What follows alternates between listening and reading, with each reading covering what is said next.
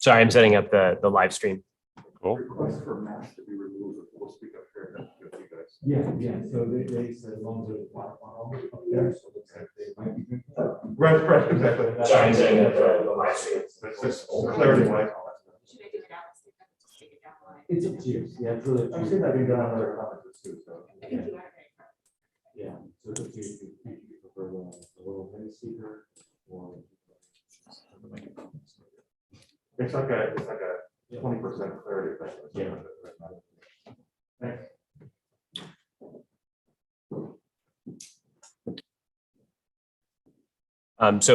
Morgan, Grace will come over and introduce the talk, and you should be able to hear her then, and she'll let you know when to go.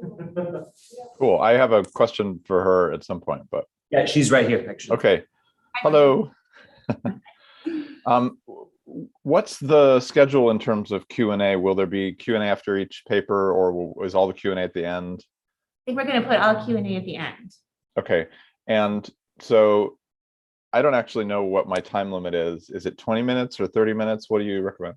20 minutes. 20 minutes. 20. Cool. All right. I look forward to it. Thank you. Nice to meet you. Nice to meet you too. Hi. We'll start in like 5 minutes or so. Okay, great.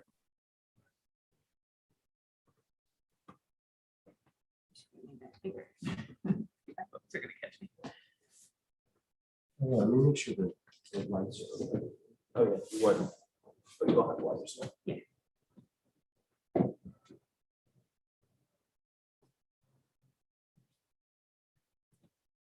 Is somebody opening the conference or am I the first? I can do the first. Okay. I can just say welcome back. Okay. I mean, to the 5. Very enthusiastic. That's right.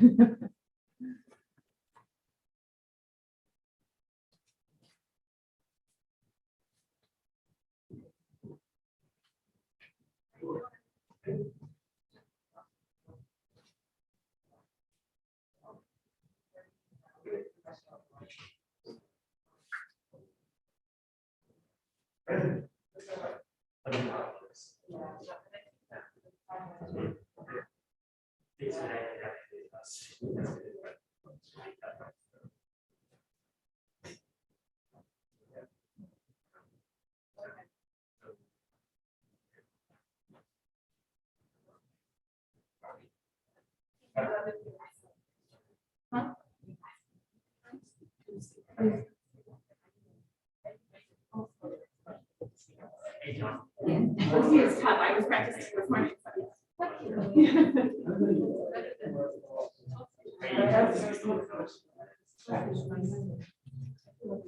Yeah.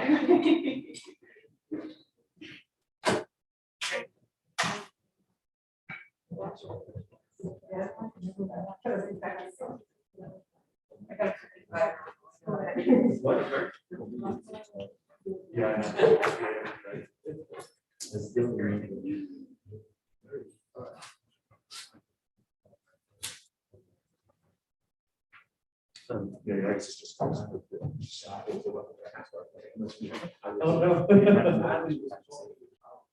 Malaya. Oh, no. Malaya. You have. How many languages do you speak? How many languages do you speak? You know, well, we have to. French, English. Is French, we have a French teacher for 7 years. Then I have to decide whether to go on with it. But English is. It's right. Sorry. Which is a Rhineland, is it? Well, that means that British occupation. You're from the Rhineland, right? Yeah, British occupation, right? So British. Yeah.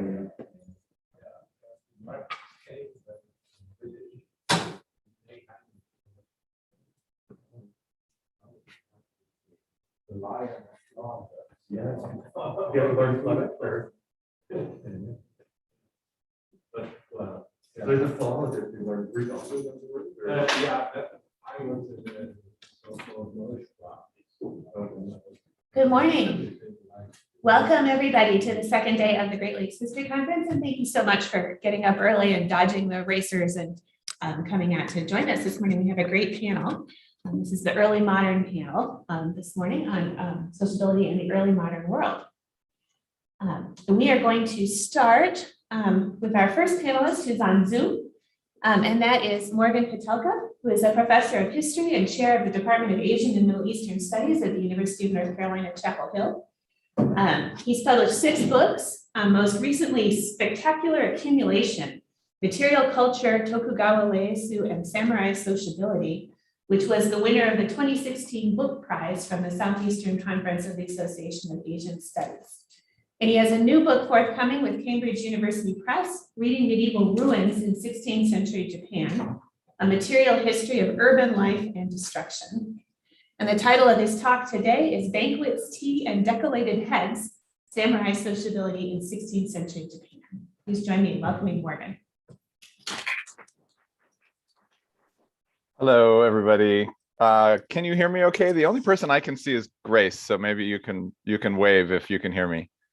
Yes. Awesome. Okay, great. This is very a brave new world we live in here. So I'm excited today to talk to you about the idea of samurai sociability from my previous work, which also informs the forthcoming book that Professor Coolidge just mentioned. And I want to start by talking a little bit about a very famous figure from Japanese history, the warlord Oda Nobunaga, who, as you can see, lived in the 16th century and is widely known as one of the 3 unifiers of the late medieval period. He is a transitional figure who helped to begin the process of reunifying Japan during an age of civil war. This process was followed by his vassal Toyotomi Hideyoshi and then completed by Tokugawa Ieyasu, who founded the Tokugawa government that ruled Japan all the way up until the 19th century in a really unprecedented period of stability and peace, often called the Pax Tokugawa. So Oda Nobunaga is the man who got that process started. He's a huge figure in 16th century history and more broadly Japanese history. So I want to tell you an anecdote from his career.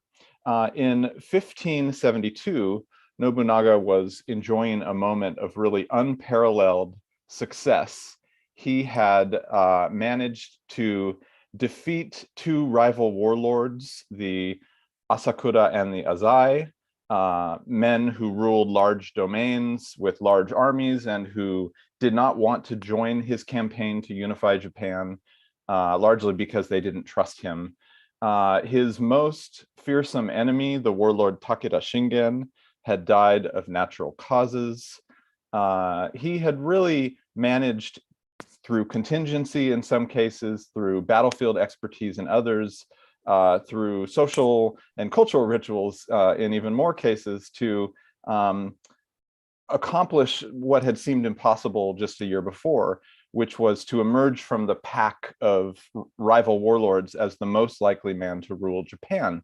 And he held a banquet and tea gathering that might have looked a little bit like the one represented in this painting. So what we see here is, on the right, we see a tea master who's dressed in the garb of a Buddhist monk. That doesn't mean he's actually a practicing monk. It just means he's taken some form of Buddhist vows. We see a page boy carrying a bowl of tea. We see 2 samurai sitting up here on the tatami mats in the top of the room, looking out into the gardens off of a veranda. And then we see a samurai with some younger samurai here sitting on the veranda watching someone ride horses out in the garden. So this is a typical samurai social gathering where tea, or in some cases the serving of various foods, is used as a kind of oil to grease the wheels and make everybody feel comfortable. So in the particular banquet that Nobunaga held in 1572, he held a big public gathering with lots and lots of samurai and urban commoners.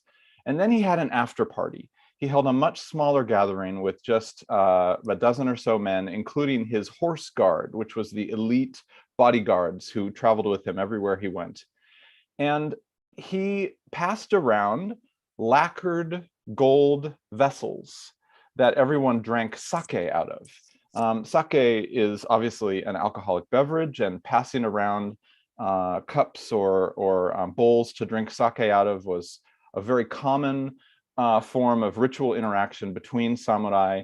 Often drinking sake was paired with gift giving. So two rival warlords would meet and give each other cups of sake, and then follow that up with a gift, a horse or a sword or a large amount of gold. In this case, however, the lacquered gold vessels that were passed around were the heads of the warlords who Nobunaga had recently defeated, which had been lacquered gold and had a concave bowl shape carved into the top, probably with lacquer actually, so that it could hold sake. So this social ritual, this banquet that turns into an after party that is seemingly very wholesome and genteel, a moment for these men of war to celebrate their victories in a peaceful and civilized manner, seems to have devolved into a really grisly ritual of trophy sharing. And what I want to do today is try and understand why a ritual like this might have taken place and what it means. To do that, we need to go back in Japanese history a little bit to the middle of the medieval period. In the 14th century, a shogun, so an imperially appointed military ruler named Ashikaga Yoshimitsu, ruled for decades very successfully. He reestablished relations with the Empire of China. He reunited the imperial court. He completely pacified resistance to his rule in Japan. And he also engaged in a form of cultural patronage that was unprecedented for the warrior class. He constructed a number of palaces in and around Kyoto, which is where the shogunate, the military government, was located, that incorporated different architectural styles and different built-in display structures to create spaces in which social and cultural gatherings could be held that would enable him to do his work even better. These palaces of the Ashikaga shogunate became one of their signature contributions to Japanese culture. Most of them were located in Kyoto. Very few survive, but the most famous one perhaps is the Temple of the Golden Pavilion, or Kinkakuji, which you see on the screen. This is actually a reproduction from the mid-20th century, but it's inch perfect and really shows us what the building looked like in the medieval period. A few generations later, successor Ashikaga Yoshimasa was a much less successful shogun. He unfortunately was the ruler who was on watch when the civil wars started to break out in Japan, and the Ashikaga military government really came to an end under his regime. But he was a very active patron of the arts, most famous perhaps for the construction of the Temple of the Silver Pavilion, which you see here, which at one point had silver leaf on the interior. It was not as gaudy as the gold leaf covered golden pavilion that I showed in the previous slide. But what's so interesting about these structures is the built-in features that they have that have become permanent parts of Japanese traditional architecture, but that really speak to the role of sociability in the politics and lives of these samurai rulers. So in this image, we see two features that I think are really important to understand. On the right are the sliding paper windows that you find in many traditional Japanese structures, which, as this picture very clearly shows, can be used to frame the garden outside and bring it into the interior as a form of decoration. And one of the things this accomplishes is it allows the seasonal change that is so important in traditional Japanese culture, where poetry and literature celebrate the transition from winter to spring and spring to summer and summer to fall, with an unusual amount of attention. That scenery can be brought into a gathering as a framing device. So spring is associated with the beauty of new life. Fall is associated with the ephemerality of life and the inevitability of death. These framed the social and cultural gatherings of the samurai with intertextual associations to a whole corpus of poetry. On the left-hand side of this image, we see a really interesting structure which are called chidai gana, or staggered shelves. And these built-in shelves exist so that the shogun and other elite warriors can display their growing collections of imported Chinese art.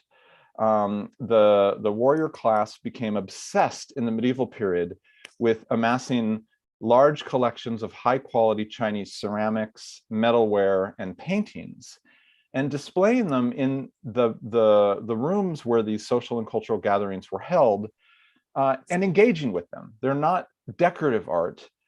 They play a role in the ceremonies. So for example, when tea is being consumed, a Chinese Jianware black glazed tea bowl might be displayed on one of these shelves and then brought into the room on a stand, on a lacquered wooden stand, and used to serve tea to the samurai participants in the gathering.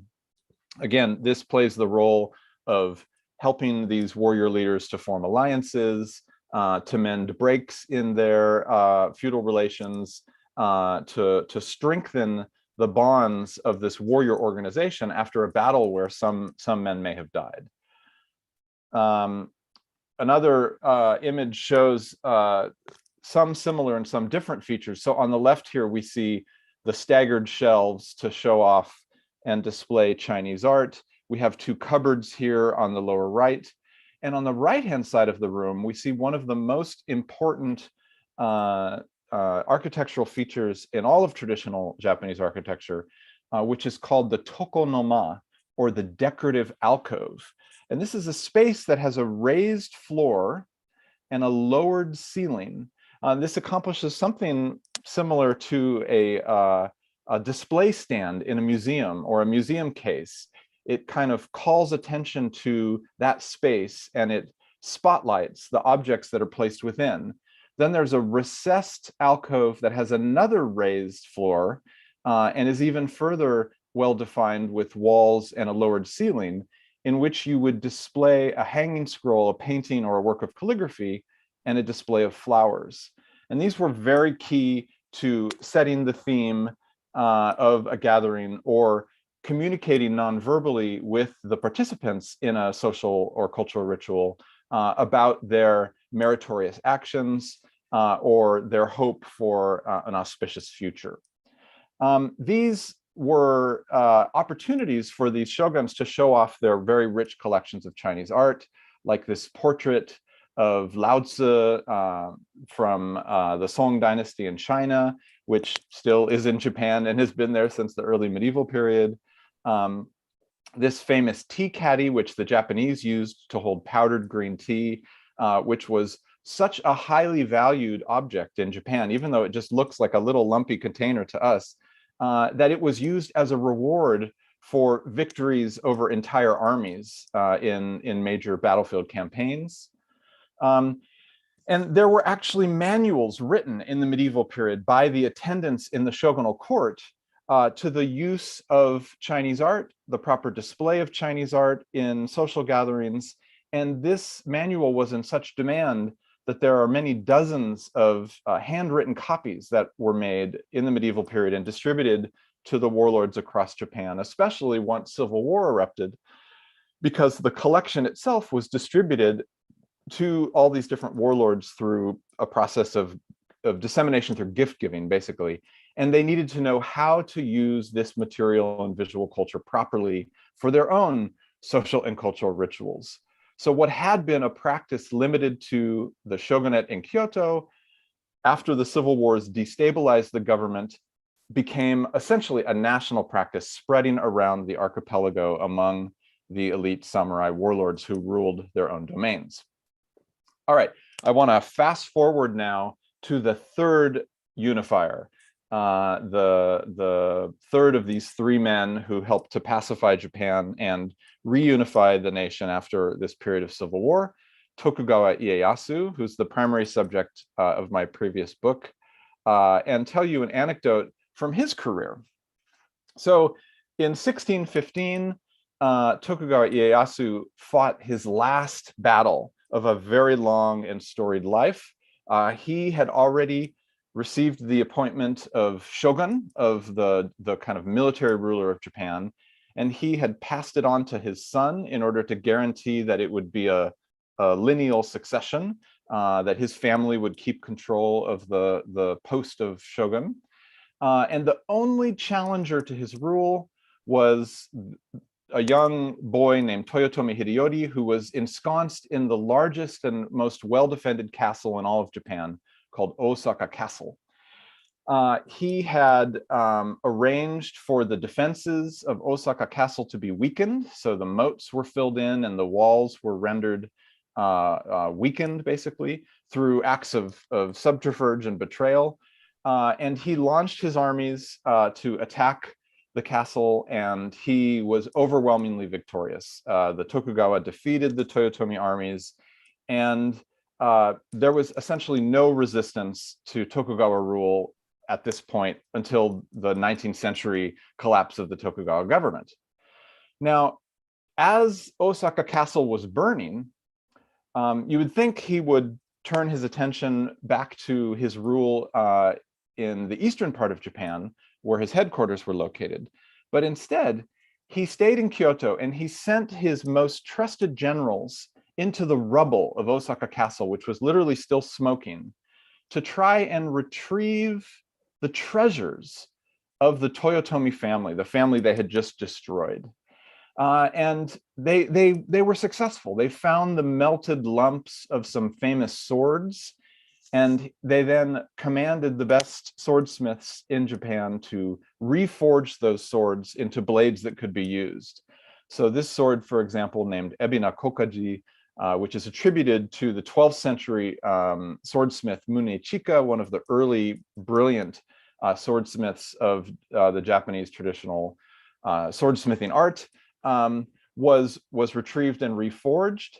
Now, it also has been claimed that this small ceramic tea caddy made in China in the Fujian region during the Southern Song Dynasty was retrieved from the rubble of Osaka Castle. And I always found this story very hard to believe, because although it's a kind of lumpy eggplant-shaped object, it doesn't show any signs of having been broken. It doesn't look like a particularly damaged piece. The black scar on the ivory lid is just from use. But the museum that owns this piece, very unusually for Japan, agreed to X-ray it. And the results show that this story is true, that the piece was broken into sherds, retrieved probably from the box that contained it, and remade using lacquer to glue the pieces together and create the appearance of an unbroken glaze on the outside. And I think this is an important anecdote because it shows that the material culture that was at the heart of these rituals of sociability, these acts of samurai sociability, was so highly valued that even after eliminating the Toyotomi family, Ieyasu still felt he needed to have control over the treasures of the Toyotomi so that they could not become heirloom tokens of resistance to the Tokugawa circulating among the warlords of Japan, embodying the story of this family that was the last to resist Tokugawa rule. The two sides of samurai sociability, in other words, are the sort of genteel arts of the tea ceremony, of banquets, of gift giving, that I think are relatively well known as key parts of Japanese tradition, and that are highly emphasized in museum displays today of the arts of the samurai. So if you go to see an exhibition of Japanese culture at the British Museum or the Met, or if you get to go to Japan at the Tokugawa Art Museum in Nagoya, for example, you'll see lots of wonderful objects associated with the tea ceremony and with other so-called cultural rituals. But what you very rarely see are the equivalent rituals of sociability that come from the battlefield, that come from the arts of war, which I think need to be put into conversation with the cultural rituals. So here is an image from a later woodblock print of a samurai warrior presenting a head that he's taken from an enemy on the battlefield to his commanding general. And this is from a ritual called the head examination ceremony that was held at the end of every major battle, in which the commanders of the different troops would sit in a circle on stools and present the heads of the famous warriors who had been defeated by their men to the commander of the army, and then receive rewards in exchange, land, soldiers, in some cases, gifts of visual and material culture. These are the two sides of the coin of samurai sociability, and they have been dealt with usually by historians separately. Military historians might talk about the head examination ceremony, and cultural and art historians, of course, love to examine tea bowls and other works of material culture that are at the heart of these social rituals. And so in some ways, the main point of the book, Spectacular Accumulation, that I wrote was that these need to be considered in conversation with each other. They're part of this asymmetrical power formation whereby warlords came to have a huge amount of power as individuals, control over massive armies, massive collections of art, and that the Pax Tokugawa, the Tokugawa shogunate that ruled Japan peacefully for so long, was built on these structures of power and control. So thank you so much. I know this is taking you to the other side of the world from most of our conversations today, but I hope this paper can be in conversation with the other papers on this panel. And I look forward to your comments and questions. Thank you.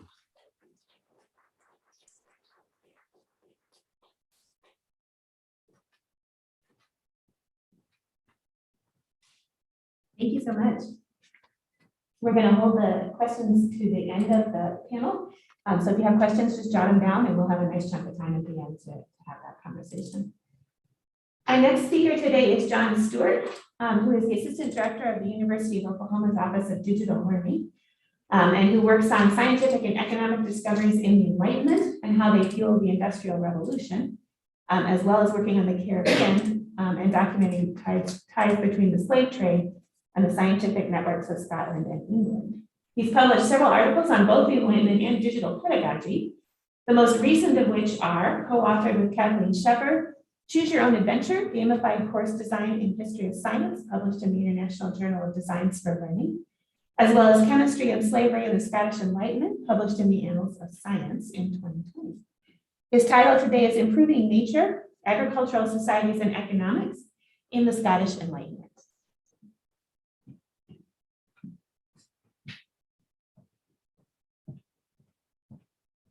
Thanks so much, everybody, for coming out, and especially early in the morning. I'll turn our attention from Japan back to the West and to Scotland today, and focus on the Scottish Enlightenment and try to blend together a little bit of information about how Scottish moral theorists saw sociability with the actual practices of sociability in terms of agriculture. So I'm going to start off with Scottish moral theory in the 18th century and how they embraced the conception of man as a social animal. So they rejected the idea of a social contract, and Hutcheson, Hume, Smith, Keynes, and all said that man was naturally a social animal, and that the moral self could only be defined and studied within the context of society. There is no self without society, and rather than entering into society and ceding the natural rights of the individual, man can only know himself as a member of society. I hope that a quick review of this Enlightenment conception of sociability will be of interest in its own right, especially for our conference.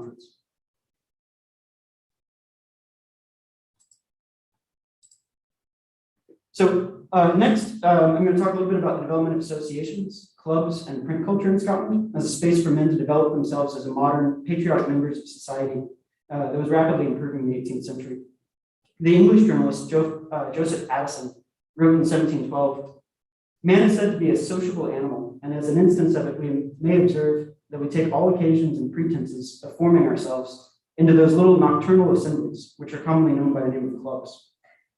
18th century Scots were very much embracing this Addisonian view of society, and I'm going to talk a little bit about the agricultural societies that they formed. The third thread is I'm going to talk a little bit about how sociability was turned in the middle of the century from this idea of sort of universal socialist, universal sort of brotherhood that I'll talk about at the beginning of the century, into the idea of unsociable sociability. I thought this was a really interesting concept, especially again for this conference. Lord Keynes comes up with this idea that the only kind of sociability that really matters is voluntary association. And to have voluntary association, you have to recognize the members of the group that you're joining, and you have to recognize yourself as a member of that group. So the idea of universal brotherhood doesn't make sense because it's not a recognizable group to be a member of.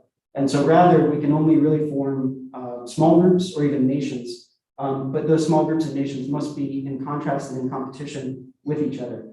And so this idea of unsociable sociability is a conflict-oriented idea of improving sociability by defining ourselves and others.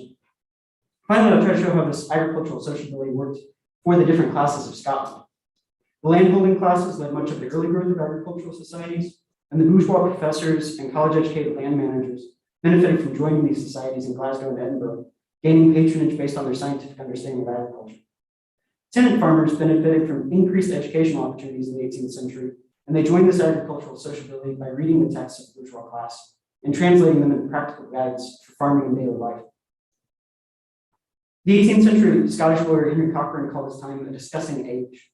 Sociability provides a lens for studying this philosophical, political, and economic dialogues of an intellectual society focused on agricultural improvement. So starting with the discussions around the philosophy of sociability, one of the striking through lines in the Scottish Enlightenment thought is the rejection of social contract theory. Thomas Hobbes had defined the state of nature as asocial and anarchic, asserting that people ceded natural rights for protection. At the end of the 17th century, Nicholas Malebranche extended this line of thought, arguing that society is a necessary evil. The Scottish philosophers by and large rejected this line of thought, viewing man as a fundamentally social creature whose moral education came through social interaction. Francis Hutcheson says there's something like this to the desire of society or the company of our fellow creatures. Our nature is so much formed for this that although the absence of company is not immediately painful, yet if it be long and the person be not employed in something which tends to society at last, or which is designed to fit him for society, an uneasy fretfulness, sullenness, and discontent will grow upon him by degrees, which company alone can remove.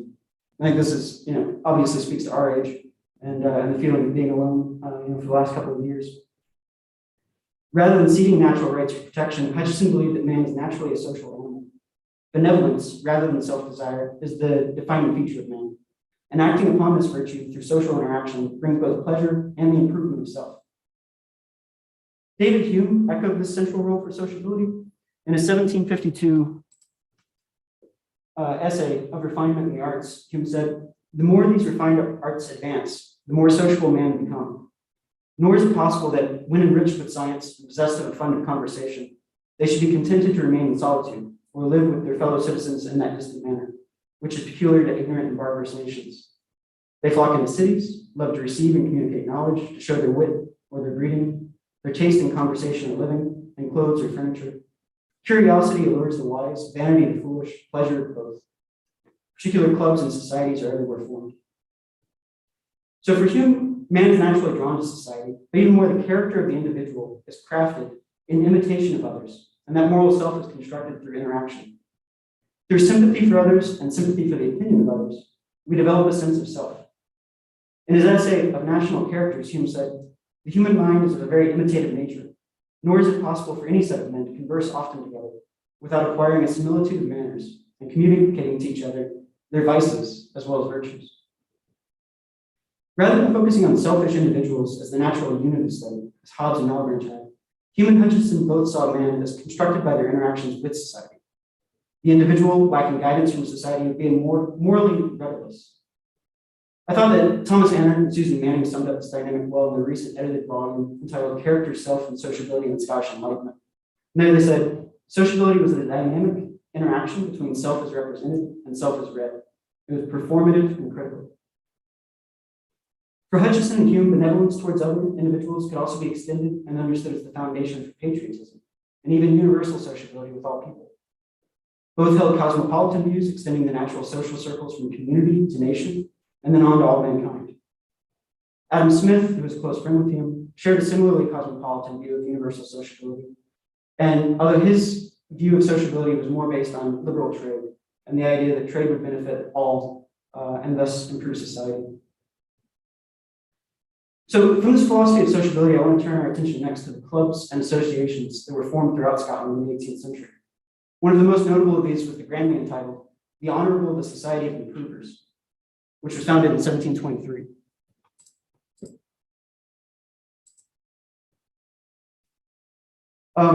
One historical study of these improvers noted they were primarily members of the aristocracy and gentry. The names include those of 3 dukes, 2 marquises, 19 earls, 25 lords, 40 baronets and knights, 16 judges, 60 or more lawyers, 6 doctors and a professor of anatomy, professor of mathematics, and other 2 mathematicians, 5 merchants, 2 booksellers, 1 engineer, and 3 ex-lord provosts of the city of Edinburgh. These landowners, these leaders of society, saw agricultural improvement as a means of personal economic gain and also a patriotic step towards economic and social modernization of Scotland. Scottish poet Alan Ramsay marked the foundation of the Society of Improvers with a poem entitled Pleasures and Improvements in Agriculture. Ramsay closes this 59-line poem by praising the club and wishing for the success of improving the economy of Scotland. I'll read this, but I apologize for my lack of Scottish accent. I can't quite make improve and love rhyme. Hope hear the sang which thy unwearied mind for public good may best sing inclined. Continue best of clubs long to improve your native plans and gain your nation's love. Rouse every lazy laird of each wide field that unmanured not half their product yield. Show them the proper seasons, soil and art, how they may plenty to their lands impart. Triple their rents, increase the farmer's store without the purchase of 1 acre more. So Ramsay here is optimistically predicting the tripling of rent and at the same time the increase of the farmer's store in a cornucopian utopia brought about through agricultural reform. Rather than blaming the lower classes for their penury, Ramsay places responsibility for the economic backwardness of Scotland with the lazy lairds who do not provide manure for the fields. Those progressive members of the best of clubs are acting patriotically and advancing their nation's economy and thus deserve their nation's love. The Society of Improvers, though intent on improving agriculture, was a social club exclusive to the gentlemen in the classes. Though they established in the midst of a transition from a feudal system to a more capitalistic one, the society upheld the distinctions of class and rank and was not in any way democratizing social institution. But despite these social boundaries, the improvers did seek to interact with farmers in several ways. A council was formed to correspond with farmers throughout the nation to collect and study best practices, and a report was written in a familiar style such as county farmers could easily understand. Farmers were also encouraged to write to the society for advice or suggestions, and many of these letters were included in the society's select transactions.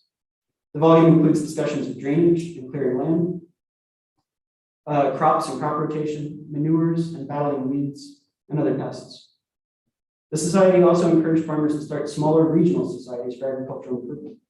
From the formation of the Small Society of Farmers, which is in Buchan, near Aberdeen, in 1730, up through 1835, more than 130 agricultural societies were formed throughout the Lowlands. Because of the death of many of its founding members and the political tumult of the period, the Society of Improvers declined in significance by 1745. However, it was succeeded by 2 spin-off societies, the Board of Fisheries and the Board of Trustees for the Encouragement of Fisheries, Arts, and Manufactures. Both of these have been founded in 1727, following the suggestion of the Society of Improvers. The similar but separate Edinburgh Society for Encouraging Art, Science, Manufacture, and Agriculture was founded in 1754, and the Philosophical Society of Edinburgh also treated agricultural issues. One of the most notable and politically powerful members of these improving societies was Henry Home, better known to us as Lord Keynes. Slightly different looking individual than us. Keynes rejected Hutcheson's ideas about universal benevolence and the liberal cosmopolitanism of Hume and Smith. Here you see him wearing lawyer's robes. He was a member of the bench and a really influential jurist both for his time and the succeeding century. Keynes still embraced the importance of sociability and benevolence, but thought that they were restricted by what he called amor patriae. So he thought that we could only really form unions with, quote, people intimately connected by regular government, by husbandry, by commerce, and by common interest. That's from his Sketches of the History of Man. For Keynes, voluntary association was limited to those groups that an individual could recognize and feel a member of. These close bonds are further strengthened through the identification of and competition with other groups and nations. Ian McDaniel, a historian, has called this unsociable sociability, and that term was later picked up by Kant at the end of the century. Keynes is arguing that people are naturally sociable with families and nations, and that rivalries contribute to the sociability of the individuals. He was thinking here particularly of the Netherlands, who Scotland was competing with on both agriculture and trade at this time. But it's also a really interesting dynamic for Keynes to be arguing because Scotland had just joined England in the Union, first in 1707 and strengthened after 1745. And so he seems to be saying that smaller nation states are better than these large unions, these large empires. And yet at the same time, he's promoting the political interests of the Union, of Great Britain. And so he's having it both ways. And this is sort of a normal issue, a normal thing that we see in Scotland during this time, is them trying to be more English than the English, and then trying to promote the Union more even than their political rivals in London. In 1766, Keynes anonymously published a pamphlet entitled Progress of Flax Husbandry in Scotland. So although a jurist, he's publishing pretty actively on agriculture and on various other fields of science. Here he notes the importance of the linen industry to Scotland. Keynes identified the 110,000 pounds spent annually importing flax as an economic and political weakness in need of improvement. After acknowledging the past failures of flax cultivation in Scotland due to the difficulty of processing flaxseed and the lack of a ready market, Keynes assured his readers that technological advances, along with a 15 shilling per acre seeded subsidy from one of the large agricultural societies that he chaired, would make flax a profitable crop. This work on flax demonstrates how well woven the philosophical theory of sociability was with his economic and political motivations for agricultural improvement. Keynes is of further interest for us because of his role in shaping intellectual society through his patronage. Early in his career, Keynes acted as a patron agent for the Duke of Argyll, de facto governor of Scotland. Keynes identified individuals with scientific and medical talents and introduced them to the Duke. Keynes entered into correspondence with the doctor and lecturer William Cullen in 1748, after Cullen critiqued the draft of one of Keynes' essays on evaporation. Cullen had been lecturing extramurally in Glasgow since 1744, and begun in 1746 to take over the lectures of John Johnstone, who held the chair of medicine at Glasgow, but was in declining health. In 1748, Cullen began to integrate agriculture into his chemistry courses, giving 9 lectures on the subject. The next year, in 1749, Keynes nominated Cullen for membership in the Philosophical Society of Edinburgh. In the same letter that he tells Cullen of his nomination, Keynes admitted, quote, "My sedate purpose is that your name should be carried down to posterity by a treatise on agriculture, better than the world has ever yet saw." Cullen never actually published that treatise on agriculture. Keynes kept pestering him for it in letters over the next 4 or 5 years and eventually gave up. Cullen didn't publish much because he wanted students to come to his lectures and pay him directly for his lectures, rather than reading his published books. In the same year, Keynes also arranged a meeting between Cullen and the Duke of Argyll. Argyll agreed to support Cullen for the chair of medicine at Glasgow, and although they had to wait for Johnstone to retire, Argyll's support secured the position for Cullen in 1750. In 1751, the Duke of Argyll appointed another of Keynes' proteges, Hercules Lindsay, to the chair of law. Among the long list of Argyll's appointments are Francis Hutcheson, Adam Ferguson, Joseph Black, Robert Dix I and Robert Dix II, John Anderson, and Alexander Wilson. Argyll was also active at the University of Edinburgh, and his memoirs, Thomas Somerville said of Argyll, "I know to be a fact that Provost Drummond, then the provost of the university, the most meritorious and benefactor of the community over which he presided, did not find himself at liberty to promise any preferment at the disposal of the town council of Edinburgh without the previous consent of Lord Milton, the delegate and political agent of Archibald, Duke of Argyll. Such an extreme was the scheme of universal patronage stretched that it was always deemed prudent to obtain Lord Milton's goodwill before making any application, even for places of the most inconsiderable emolument and importance. It was fortunate for the public that, in the Enlightenment scheme for filling the chairs in the university with the ablest candidates, the Duke of Argyll had concurred with Provost Drummond." So Argyll collected clients and filled the universities with people who would support both his academic and political interests. He was one of the single most powerful academic patrons in Scotland from 1720 up to the time of his death, and even after that through his political successors, 3rd Earl of Bute and James Stewart Mackenzie. Keynes remained an important figure in agriculture even after the death of Argyll in 1761. Keynes, in addition to his political role in the judiciary, was also held power as a commissioner of the forfeited estates. Those lords who had rebelled against the crown in the Jacobite uprising of 1745 forfeited their estates. While most of these lands were sold off, often back to the very lords who had forfeited them, the state retained control of 13 estates and used their proceeds to promote, quote, the Protestant religion, good government, industry and manufactures, and the principle of duty and loyalty to his majesty. Keynes and his fellow commissioners were responsible for administrating these estates and using them to promote agricultural improvement. Keynes commissioned Andrew Wright to survey the forfeited estates, eventually resulting in the publication of the multi-volume Present State of Husbandry in Scotland, which came out from 1778 to 1784. Keynes also commissioned the Reverend Dr. John Walker to survey the Highlands, resulting in the publication of Walker's An Economical History of the Hebrides and the Highlands of Scotland. On his literary influence through the Select Society of Edinburgh and his other appointments, Keynes' biographer Alexander Fraser Tytler said, quote, the situation which Lord Keynes now filled, while it extended his opportunities of promoting every species of improvement, gave the greater weight and efficacy to his patronage, and his example and encouragement were more particularly beneficial in exciting a literary spirit which now began to prevail among his countrymen, and which was destined to shine forth in his own times with no common luster. It was but a just tribute to his merit when many years afterwards, Adam Smith, then in the height of his literary reputation, said, in reference to a remark on the great number of eminent writers which Scotland had of late years produced, quote, we must, every one of us, acknowledge Keynes for our master. In 1766, Lord Keynes's wife, Agatha Home, who had been a member of the Drummond family before, inherited an estate in Perthshire worth about £2,000 a year. Keynes used this estate to experiment with his ideas on agricultural improvement. Based on his years of correspondence and his own experience, he published an agricultural text in 1776 entitled The Gentleman Farmer.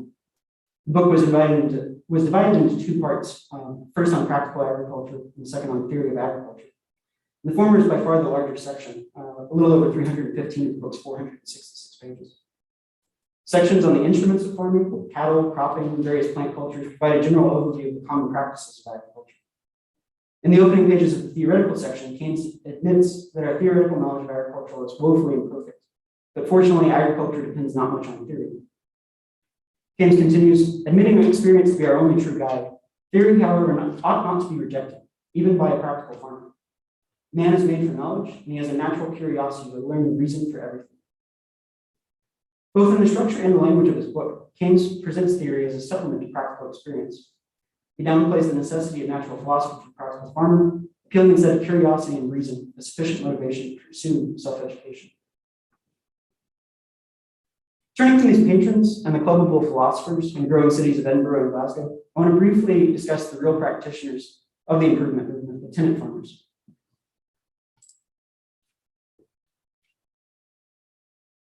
In the 17th and early 18th century, landowners relied on tacksmen from their clan to sublet their land to tenant farmers on short-term leases. The primary purpose of these tacksmen was to ensure that the tenants were available for military service should they be called upon. In the wake of the failed 1745 Jacobite uprising, the landowners lost the right to call their tenants to arms. While the tacksman lost his middle management role in a demilitarized culture, the role of the tenantry also changed significantly. It had been in the best interest of the clan chief to pack his lands with as many tenants as the soil could support in order to maximize the fighting force of his army. For the demilitarized landowner, no longer concerned with the number of soldiers he could raise, the division of the land should be as profitable as possible. A farmer generally needed between 50 and 150 acres to be able to support a family and accumulate capital. Tenant farmers worked their own land, but they lived far enough above subsistence level that they could grow new crops and try new techniques. They benefited from the educational system provided by the Kirk and the universities, and they participated in the growing print culture and correspondence networks of the Scottish Enlightenment. It was primarily through this print culture that tenant farmers participated in agricultural sociability.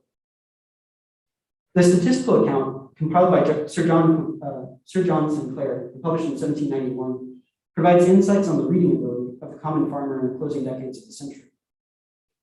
In the parish of Sorby and Wigton, even farm servants were able to, quote, maintain their families comfortably, educate their children in reading, writing, and arithmetic, and sometimes put their apprentices to mechanics. The Reverend Mr. Lawson of Kirkmahoe in Dumfries reports, quote, there are few or none in the parish any way advanced in life who are not capable of reading English, and in general who have not learned a little writing and arithmetic. One of the ministers in Fife reports, the learned Dr. Anderson's treatise and others on the subject begin now to be read with advantage by farmers, and consequently the modern system of husbandry is generally accepted. The Minister for Kirkpatrick, Juxta, and Dumfriesshire reports that his parishioners can all read pretty well, and at least the men can write. Several of the farmers read history magazines and newspapers. So the ability to read was relatively common for the lowland Scots in the 18th century, and books were increasingly available via an array of libraries, vendors, and correspondence. Bookshops were increasingly common, even in small towns, and many had adjoining reading rooms featuring newspapers, magazines, and new books of interest. The question becomes, how much did farmers read about agriculture, and did they accept the agricultural text authorities? There's some commonplace books that provide some evidence of these tenant farmers' reading habits. An unnamed member of the Pearson family in Balmades in Angus reports his thoughts on Francis Holmes' Principles of Agriculture and Vegetation in his commonplace book. An empiricist, Pearson felt that, quote, practice and experience are the best directors, but he allowed that one can pick up several beneficent observations from reading. Pearson particularly appreciated Holmes' observations on the different manures, with the distinctions he makes between clay marl and our shell marl, which he observes as an animal substance. Pearson noted that he was, quote, more delighted by Holmes' book than with any other I had yet read. Another tenant farmer, James Cochrane, wrote a book called Thoughts Concerning the Uses of Clay Marl as Manure. In his essay, Cochrane cites extensively drawing on Francis Holmes, as well as on other European agricultural chemistry. James Anderson, an Aberdeenshire farmer and publisher, wrote his essays relating to agriculture and rural life anonymously in 1775, and then put his name on a second edition in 1777. The second edition features an emotional dedication to Professor William Cullen, and also includes Anderson's essay on quicklime, originally published in 1775. Anderson had studied chemistry under Cullen at the University of Edinburgh. We can see in his book how he applied those lessons to his farming. Printed books, including handbooks, farmers' magazines, and monographs, demonstrate how farmers sifted through the natural philosophical lessons coming out of Glasgow and Edinburgh through a filter of real-world experience and local knowledge and producing a hybrid agricultural assemblage. Tenant farmers read the growing agricultural corpus and engaged in scientific dialogue through newspapers and agricultural magazines.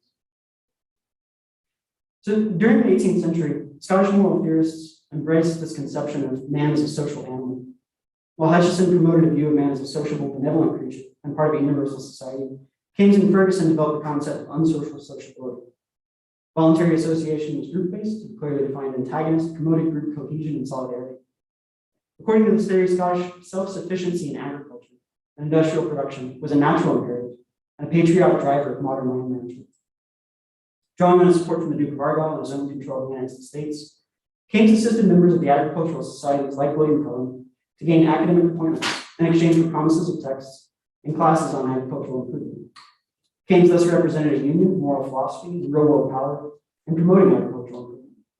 His conceptions of sociability were enacted both in philosophical writings and in the promotion of flax subsidies and other improvement movement initiatives.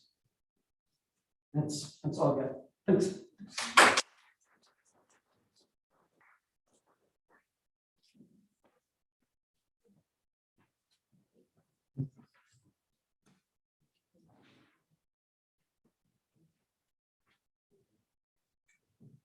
And our third paper today is by Anne Tlusty, who is a social and cultural historian and professor of history at Buckingham University. She specializes in gendered behaviors and social identity in early modern Europe. And her current research project examines the construct of masculinity in early modern Germany, especially as it related to the relationship between magic and silence.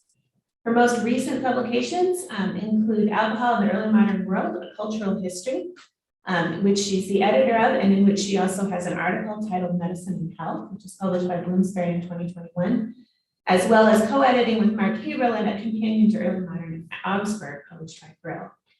The title of her paper today is Singing, Songwriting, and Sociability in Early Modern Germany, the Case of Thomas Loesch.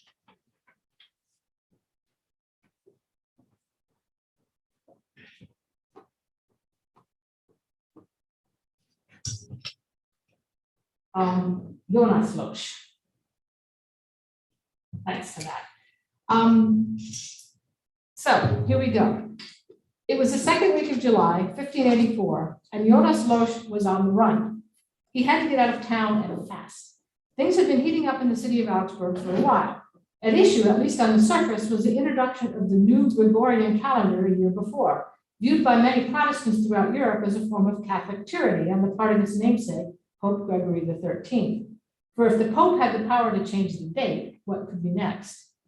Since Augsburg's official acceptance of the new calendar in 1583, the city had been beset with rumors of plans to massacre Protestants in the streets and close their churches. Anger and fear were stoked by stories of the St. Bartholomew's Day massacre in Paris and the butchery of thousands of Protestants in Antwerp a decade before, tales of which coursed through the streets in the form of seditious songs, protest poems, and pasquinade. Things finally came to a head in June of 1584 when a crowd of armed Protestant citizens gathered in the city center and threatened the council house. And now, a month after the uprising, Jonas Loesch found himself right in the middle of the chaos. By profession, Loesch was a weaver, but he kept up a side gig as a wedding singer, composer, and informal scribe. Like balladeers in Italy, England, France, and elsewhere in Europe, Loesch both composed and sang songs. Unlike those mostly itinerant professional singers, however, Loesch belonged to that class of German artisan singers whose identity was aligned primarily with a learned craft in a particular city. The most well-known among them is probably the Nuremberg shoemaker and Meistersinger, Hans Sachs. And now it's not working. Oh, it's off, sorry. Got it, thanks. Loesch's biography is brief, at least what we know of it, but nonetheless remarkable. We don't know his exact birth date, but can surmise by the records that he was born between 1560 and 1564, putting him in his early to mid-20s in 1584. We also know that he had good reason to be afraid. Others had been arrested, even tortured, others who knew Jonas, including friends who were part of his local network of singers, composers, and amateur writers. And by that second week of July after the riot, Jonas knew that the authorities had confiscated some of his songs, including anti-Catholic songs considered seditious in the tense atmosphere of the late 16th century. So he left his bride of only 9 months and fled, first to Stuttgart and then to Ulm, where he found support among Protestant leaders. After a few weeks, however, his wife Dorothea wrote to say that things had settled down and asked him to come home, which he did. It likely would have been hard for him to refuse her. There are many indications that the match was a very happy one. But Jonas and Dorothea had underestimated the level of interest the young wedding singer held for the Augsburg authorities. He was arrested in Augsburg on September 3rd, by which time local magistrates had in their hands a collection of around 25 of his songs, some in multiple versions, as well as several poems, all written in Loesch's hand, and about half of them identifiable as his own compositions. His songs thus became part of the official record of his tragically short life. Contextualized with archival records of over 50 artisan singers and songwriters active in 16th century Augsburg, as well as many more described in the literature on France, Germany, England, Italy, and the Netherlands, Loesch's case proves to be an effective focal point for eliminating the transmission and reception of popular street songs among early modern townspeople, and the networks and ties of sociability that emerged around group performances and shared songs. And Loesch, as we'll see, wanted to be heard. In presenting his story here in the context of social networks around street singers and their songs in 16th and 17th century Augsburg, my goal is to let Loesch and his sociable circle stand in for the experiences of artists and singers in many other cities throughout Germany, and in somewhat different forms throughout Europe. And to be clear, Jonas Loesch's story is an urban story. This picture I had on the website is actually a picture of peasants. This one is more urban, but I couldn't find it copyright free, so I couldn't let them post it on the website. The first image from 1706 is also a little late for our story, but the older original it was based on looked too stereotypically like peasants. Interesting here, though, and on older versions as well, is that you can see there's a pot and a vine at the top, which signifies that these singers are in a tavern window, a space of public sociability. There's also a pot in the 18th century version. More telling, though, as a scene of sociability is this somewhat less charming version of the urban singers with a different kind of pot in use. Here's another version of that. In some ways, this image satirizes all of the three categories of sociability I'd like to introduce here, starting with music and its entertainment function, which creates sociability among its audience. Second, a look at how writing and singing songs served as sociability for the musicians, in particular, creating urban networks for sharing music. And third, the use of singing and song to build and solidify group identities, which could be political, religious, or in the case of this image, as we'll see in a minute, could also revolve around professional and gender identity. Musical performance in general has always served a function in creating social bonds among performers and listeners, which is true among non-professional singers as well as professionals. Early modern artisans entertained one another informally by singing while working, sledding, drinking, or just walking home together.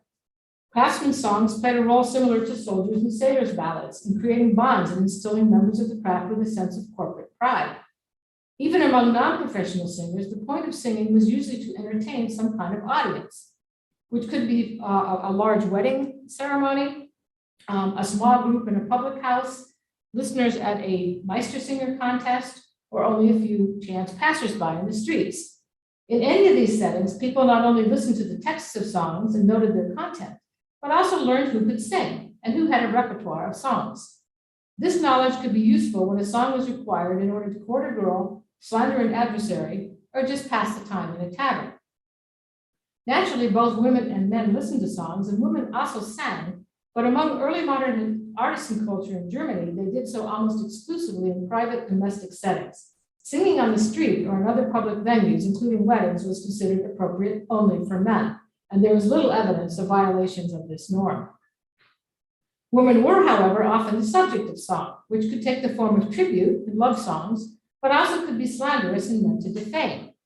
Coming back to this, this may show a woman spurning male attention, but it may also show a logical response to a slanderous song, most often performed in response to a woman having previously rejected a proposal or snubbed an admirer.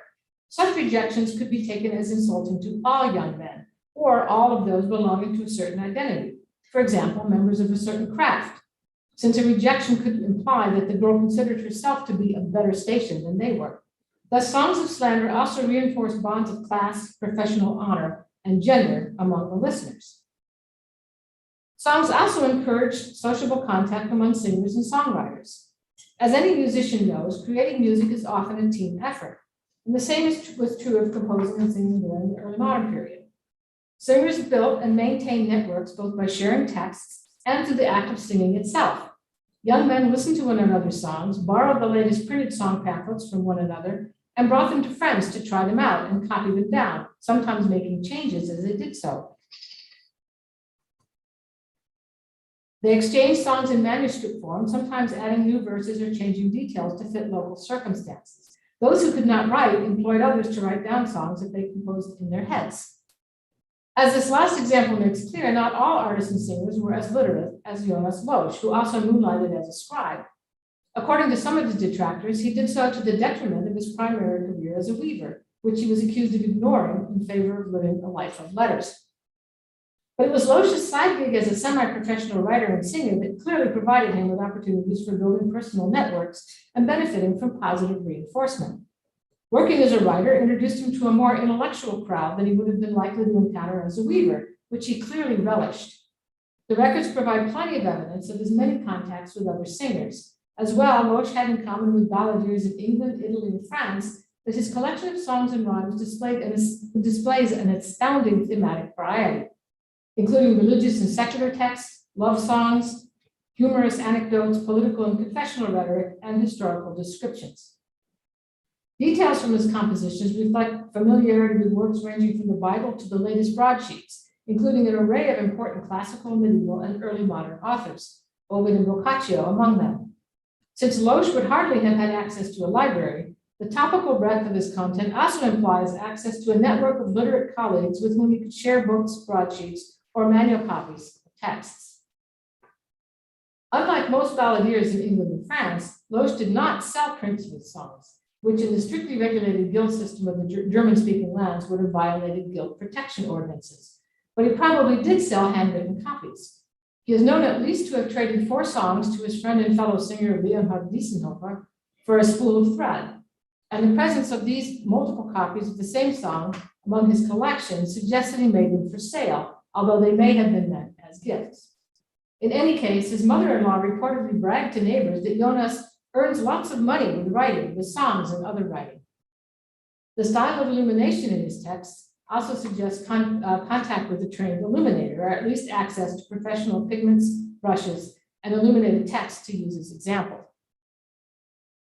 We know that about half of Loesch's surviving songs are likely his own compositions because he proudly signed them, often with the signature block Jonas Losch, composer and German poet. Those he copied from others were sometimes revised or tweaked, which was standard practice for early modern singers.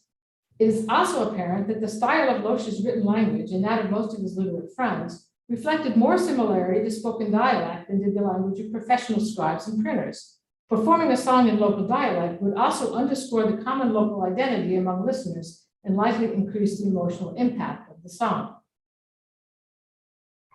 In our edition of Losch's text, Helmut Graser and I were able to analyze the songs within the context of a number of other handwritten songs produced in Augsburg, all of which were preserved as corpus delicti in criminal trials, as well as related printed songs. And in the process, to illuminate a local culture of shared text and improvisation that crossed and recrossed the boundaries of printed, written, and oral communication, involving multiple layers of literacy, semi-literacy, and what we have in other venues called subliteracy among singers. The rich source material available for studying these songs, most of which comes from records of arrest, naturally begs the question, why were so many singers arrested and interrogated for singing in the streets? As we've seen from the situation in which we found Jonas Losch at the beginning of this talk, street songs were not limited to topics of love and slander. They could also be decidedly political. For those who did not have access to formal learning or money for commissioning prints, singing in streets, pubs, and shops was often the only way, short of open insurrection, to have a public voice. The Holy Roman Empire in the late 16th century, like much of Europe, was characterized by a polarized political climate in which Catholics and Protestants vied for power over the bodies and souls of the populace. Songs played an important role in this struggle in inflaming passions, stirring emotions, and reinforcing political and religious solidarity. Circulating orally or as clandestine manuscripts, handwritten songs avoided censorship laws, and in the process, like information networks now, also served to spread rumors, reinforce prejudice, stoke fear, and otherwise solidify lines drawn in the sand between religious confessions. During the religious wars in France, England, and Germany, polemical religious songs could be viewed as subversive and lead to singers running afoul of the authorities. Of particular interest to the authorities in Augsburg, where both Catholics and Protestants shared streets and public spaces, was Losch's copy of the so-called Dr. Müller song.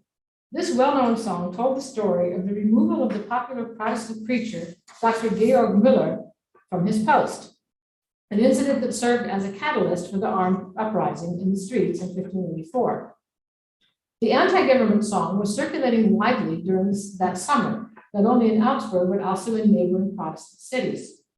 According to Losch, he had only copied the song from a print version, but had made some changes in the process. However, he later told Leonhard Diessenhofer that it was his song, obviously something of an exaggeration. In fact, as Losch subsequently insisted, the song was originally written by fellow weaver and singer Abraham Schädlin. For his part, Losch had only added a few tweaks and an extra verse. But with or without the Müller song in his repertoire, Losch had a lot to be concerned about in July of 1584. Here's a list. He was well connected among a network of singers and other literate craftsmen, some of whom were known to write political songs and poems. He was known about town as a kind of unofficial scribe as well. He had anti-Catholic songs in his possession, in some cases boldly signed as his own compositions. He had in fact taken part in the insurrection, although in order to be an armed insurrectionist, he actually had to borrow a weapon from his neighbor. I like to think that was because he was more of a poet than a soldier. And he had skipped town after they confiscated his copies of the Müller song and other polemical compositions, as had Abraham Schädlin, by the way. I'll come back to him in a minute. All of this made Losch a suspect in the hunt for the culprit the council really wanted to find, namely the composer of a seditious and threatening handwritten handbill, dozens of copies of which had been posted around town prior to the uprising. The handbill accused city leaders of making Augsburg into a papal city and warned that the citizens were strong enough to take action. Language aimed at inflaming Protestant emotions, and the council charged turning citizens against their government. Its composer was thus assumed to be a ringleader among those calling for civil disobedience. Losch spent over 6 weeks in jail, during which he was questioned, made to provide handwriting samples, and tortured on the strappado. The handwriting sample, however, clearly did not match the handbill, and Losch did not confess to writing it, so he was finally released upon his oath not to produce, copy, sing, or circulate any seditious song or text in the future. Here, the status of an artisan singer in a German free city diverges from that of the itinerant balladeers of other parts of Europe. As a married local citizen from a family of honorable weavers, Loesch could not easily be banished, particularly given the precarious political situation of the 1580s. The council definitely did not want to create martyrs. But for many of the same reasons, namely because he had roots in the local community and an honorable name to protect, he could also be more easily silenced than the here today, gone tomorrow singers who frequented the markets and squares of Southern Europe. Loesch's career as a singer and scribe was over. At the same time, the fact that a success story as a singer and writer was not mere fantasy for a literate weaver is demonstrated by the career path of Loesch's acquaintance and fellow singer, Abraham Schädlin, noted above as the composer of one version of the infamous Dr. Miller song that circulated widely during the fury over the calendar. This was one of two socially critical songs composed by Schädlin that appeared in print in 1584, both of which maligned the Catholic authorities and both of which, by early modern standards, became bestsellers. The success of Schädlin's works were likely partly due to his use of contrafacta. By setting the songs to the melody of popular and polemical Protestant hymns, Schädlin ensured his songs would be both easy to remember and also emotionally meaningful to Protestants. Indeed, the Miller song became a kind of political battle cry in reinforcing Protestant community. Like Loesch, Schädlin had fled to nearby Ulm immediately after the uprising, returning in the spring of 1585 to turn himself in after receiving reports that participants in the calendar conflict had been pardoned. Schädlin, in his testimony, admitted readily to having written the anti-Catholic songs, although he denied circulating them.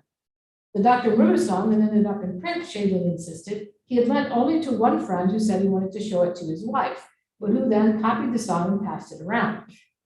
Schädlin further defended himself on the basis that he was merely writing down what others told him about events, realizing after it was too late that the reports he based his songs on were wrong. Eventually, he claimed, his Dr. Miller song was printed anonymously without his permission as author. Based on the strong Protestant rhetoric expressed in Schädlin's compositions, it's tempting to view his contrition for introducing wrong information in his songs as more a stratagem than a pious change of heart. Either way, like Loesch, he agreed upon his release not to produce, copy, sing, or circulate any more seditious songs or texts. Unlike Loesch, however, Schädlin lived long enough to further hone his writing skills and eventually to profit from the budding interest in public entertainment that would blossom in the form of permanent theaters, opera houses, and public musical performances beginning in the 17th century. Part of Schädlin's success undoubtedly rested on his decision to convert to Catholicism a year after his arrest, which allowed him to attain an appointment as schoolmaster for Augsburg First Catholic German Girls' School. Whether his conversion was one of heart or convenience, only he would know. However, political conversions were not uncommon during the later 16th century. In any case, the position allowed Schädlin to flourish as a writer of Catholic plays and a Meistersinger, according to 19th century historian Max Radical, for becoming the most prolific writer among the Augsburg teachers of the 16th century. From this position, Schädlin managed eventually to obtain a seat on that city's lower governing chamber, the so-called Large Council. So to conclude, as is clear from many of the statements collected from family, supporters, and detractors in the arrest of Jonas Loesch, his social life revolved around writing, singing, composing, and his Protestant faith. Certainly, Loesch aspired to establishing a reputation as a poet and songwriter. We can infer from the repeated appearance of his own name in the headings and colophons of his songs and rhymes, exceeded in number only by the name of God, that he had hopes of overcoming the anonymity normally associated with the station. Perhaps he really did dream of a career like that of the Nuremberg shoemaker Hans Sachs. At the very least, as suggested by his signature block, Jonas Loesch, composer and German poet, he aspired to a more intellectual life of the sort ultimately attained by Abraham Schädlin. Schädlin's story demonstrates that potential for social mobility existed, particularly to those who chose their social political affiliations wisely. Whether Loesch might have found similar successes as he matured remains an open question, since his life ended only 2 years after his arrest in 1584. His passions may have been too strong for the restraint required by 16th century censors. During the 2 years between his arrest and his death, he was fined at least 6 times for exchanging confessional insults and fighting with neighbors. We don't know how he died, but we know he died in 1586, most likely still in his 20s. The last entry in the records indicating that he was alive was an installment payment on his last fine for fighting in May 1586. By the time of fall tax collections, his wife was listed as a widow. Based on the interrogator's description of Loesch's condition at court, where he looked poorly and fell unconscious after only one round with Strapato, he was most likely not of strong constitution to begin with. The lack of any additional records suggests a natural death, which could come in many forms in 16th century Europe. The fact that songs played a part in popular protest at the dawn of the modern period is not surprising, for the connection between song and protest is an enduring one. The medium of song has a number of advantages over the written word as a means of communicating ideas and confronting institutions of power, including its appeal to many audiences, its capacity to invoke emotion and create community among listeners, and the difficulties posed by oral transmission to control by censors. The last of these was what made popular song appear so subversive to the authorities of early modern Germany. In the case of the calendar conflict that served as the context for Loesch's arrest, politically charged songs that moved easily from handwritten rhymes to printed text to oral performance and back again repeatedly frustrated the efforts of the authorities to control speech and kept the very sociable bonds of dissent alive for years, not only in Augsburg, but throughout the empire. Their survival among the records of the courts thus provides evidence of a lively public sphere of opinion among the artisan classes of the 16th and 17th century. Thank you.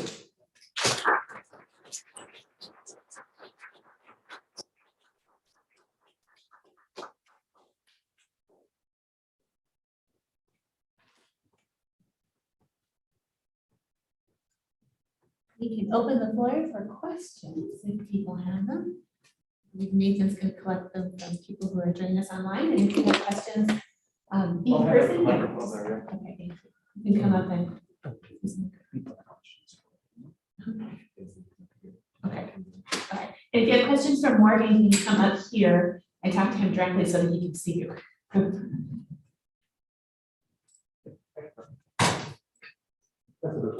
Okay, thank you all for these really wonderful papers. My question is for John Stewart, and that is, which version of chemistry are they using in these guys, and do they evolve over time? Because this is a period of great fermented chemistry, so I'm just wondering which chemistry they're promoting. Thank you. Yeah, so they're using infinity-based chemistry. They're popularized from about 1745 up through the end of the century. And so these are largely based out of the teachings of William Cullen. It's still early in the century, still has Watchtower in it. Later in the century, it switches over to oxygen. It's not, the Scots aren't particularly interested in Watchtower, but they use either, and they switch back and forth a little bit at the end of the century between the two. But they're mostly interested in synthetic analysis through the White method, water-based analysis of minerals. And so from manure to seal, the in situ analysis of soil composition and the manures and the effects of the planting manures. And for that reason, animal dung is sort of an obvious use.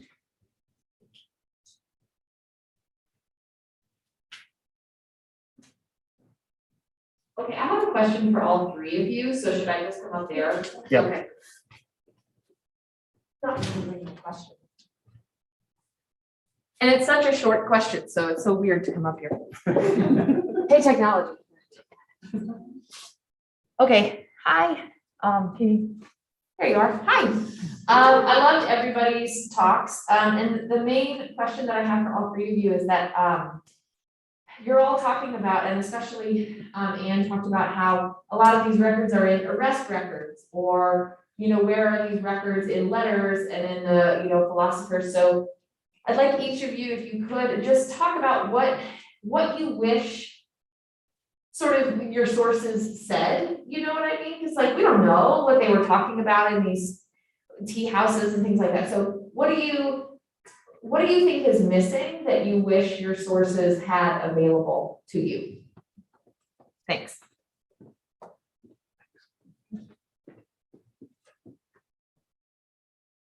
Should I go first? Do you want to go in the order of the papers? Sure. Yeah, that's fine. Okay.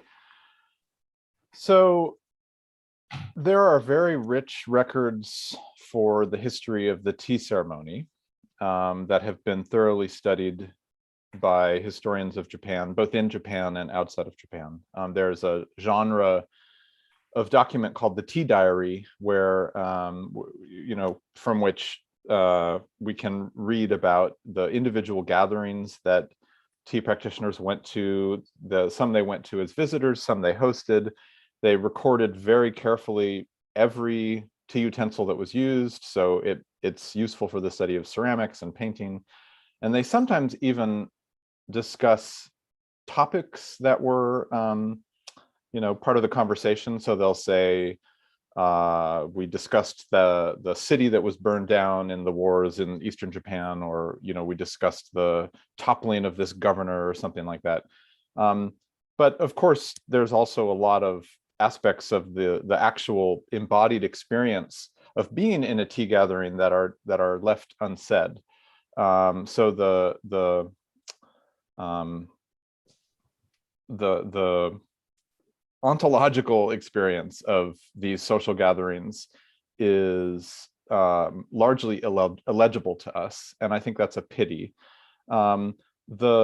Those tea diaries are mostly written by urban commoners, so merchants, artisans, or Buddhist priests, and the records left by the elite warrior participants who I was talking about today, in not just tea gatherings but also other social and cultural rituals, are less forthcoming. They're more formal, and they often will record where someone sat in the room or what gifts were exchanged, but they just don't give you the rich details that you want. So for example, I've recently been working on a series of social gatherings that were held between a warlord in Echizen province and a member of the Ashikaga shogunal family who went to visit him, and he stayed for many months. And some of the gatherings, they would spend 8 or 10 hours exchanging drinks and exchanging gifts, but the records don't mention what they talked about at all. So there's just this enormous hole in our understanding of what really occurred in those gatherings. So just more detail. I mean, I suppose that's the historian's desire always, everywhere. But I feel like I have a good sense of the material culture. That's the kind of foundation for these gatherings, a good sense of the frequency. And I think I've been able to make a reasonable argument about the correlation between the military form of sociability and the cultural form of sociability, and the idea that they're not actually always separate. But I would love to have a better sense of the subjective experiences and the ontology of those gatherings.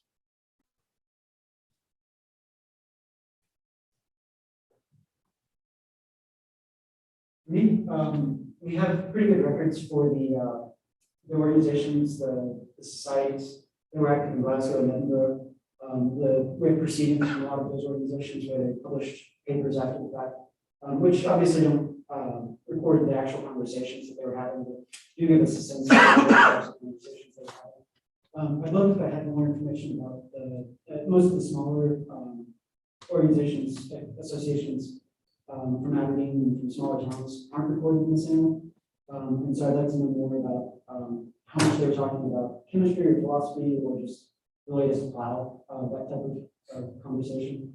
And then, for the most part, agricultural conversations are always going to be between one farmer and his neighbor. And those, almost entirely are unrecorded unless we have net correspondence.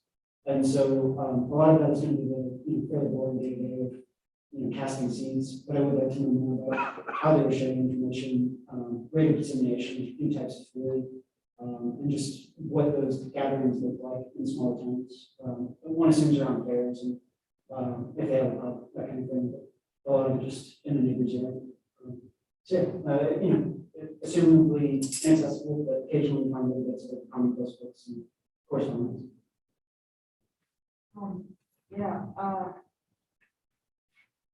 Yes, what they said, obviously, this is the constant challenge of the social historian, and we're looking at history from below, language from below, and finding handwritten records at all, written by semi-literate sometimes commoners in the city are extremely rare. So we feel sort of privileged to have gotten our hands on this group of songs, but they're still songs, they're not conversations.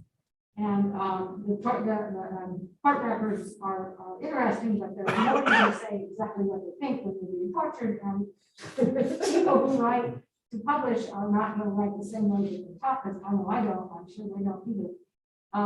So none of this is getting at really the day-to-day conversations, as my colleagues have so well expressed.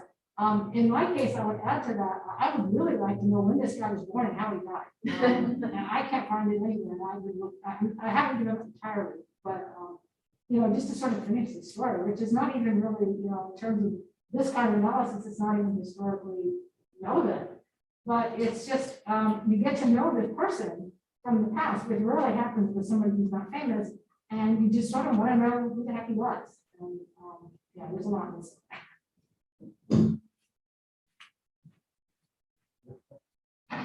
So can I follow up with Anne? Do we have the music? I mean, you mentioned that in many cases, they're using hymn tunes, and, you know, Joe Hill did that too.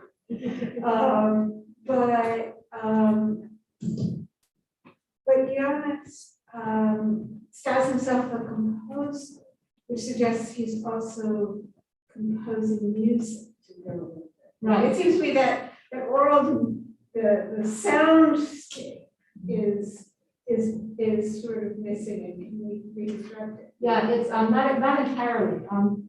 Many of the songs, the typical thing that people did, now there is no drama notes, there's no music accompanying the text. The standard practice at that time was to write at the top to the tune of, and it would be a familiar tune. And many of the songs are familiar tunes, most of which, not all of which, but most of which have survived long enough to make it to the 19th century and be recorded. And so we can sing some of his songs. There are a few of them that say my own composition. We have no clue. So we really do not know what they sounded like in terms of melody. We do have some folks in Oxford who have recorded some of the songs for us, and they are online, and anybody who's interested, let me know. I can send you links.